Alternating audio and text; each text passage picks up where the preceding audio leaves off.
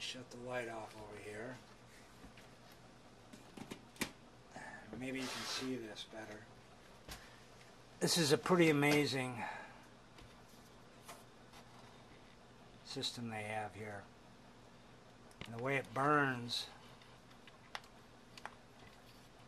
is pretty cool. Right now we're running in full combustion. The stove is pretty hot. There's a couple controls to run the ESSE. It's real simple.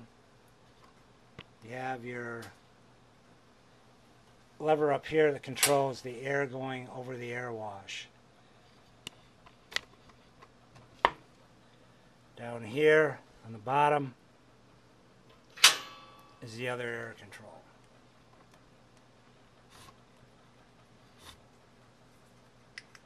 Now what you're going to start witnessing is a secondary combustion that's going to start occurring on the top of the stove.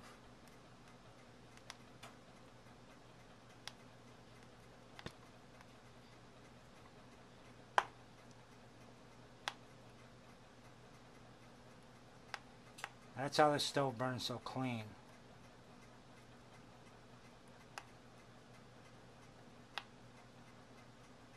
You'll start seeing blue gases dancing along the top edge of the, let me use something different.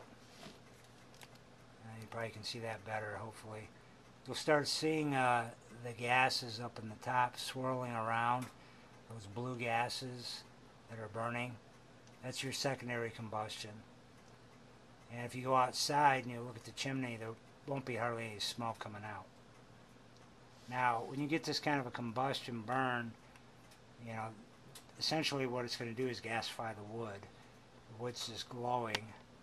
A gasification type furnace or boiler would actually suck the gases down below into a secondary combustion ceramic, usually, chamber where the blue flames you're seeing at the top centralize, and you have an extremely hot fire of about 1500 to 2000 degrees, which makes the unit burn extremely clean. So, but anyhow, this is one of the few stoves that did qualify for the tax credit as far as being clean burning and efficient. It needs to be, because the firebox, in my opinion, is quite small. So we offer what's called the extended wood box. We're going to do another video on that next, as soon as I get my hands on it. So next week we'll install it and we'll burn the stove with that. This stove right now, in my opinion, is still getting a little too much oxygen. There's a leak in the stove somewhere, and I'm going to find it. So what I'm doing is just changing gaskets one by one to try to zero in on where we're leaking air.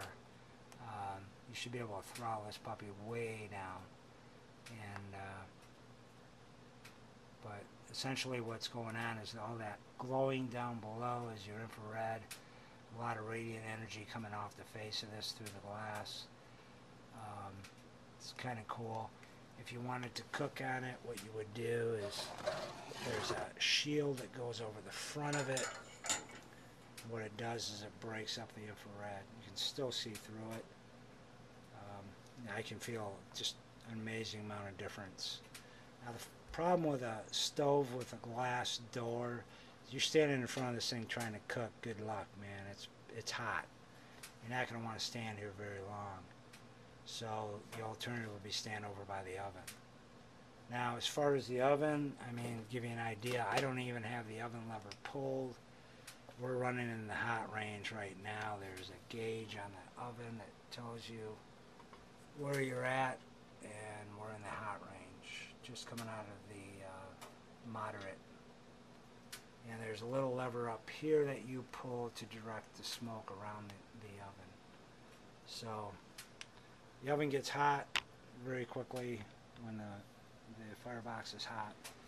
So it's a relatively small stove with a relatively small firebox. Square footage on heating capacity with this stove is around 1,000 square feet of a fairly well insulated home, maybe 1,200. And I'm talking you know, northern climates. You get down south, everything changes.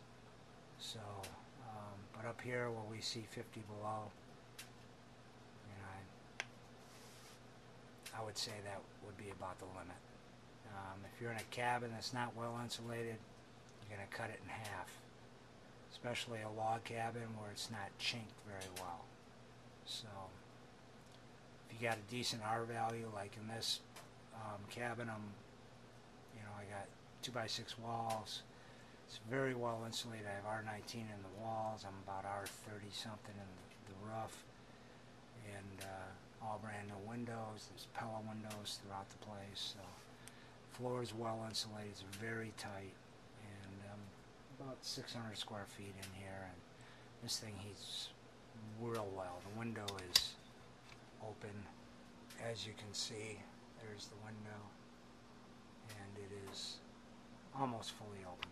So I'm pretty warm in here, but I wanted to share this with you. This is the ESSE Ironheart, and check the burn out. Pretty cool. So with the deep wood box, we're going to check our burn times. I'm going to give you some feedback. Right now, I'm about 6-hour burns. Once I get the coals down, I know it'll go 8, 10, somewhere around there. But I'll let you know for sure. So, anyhow, this is Woody from Obadiah. Just sharing the ESSE Ironheart with you. You guys have a great evening. Good night.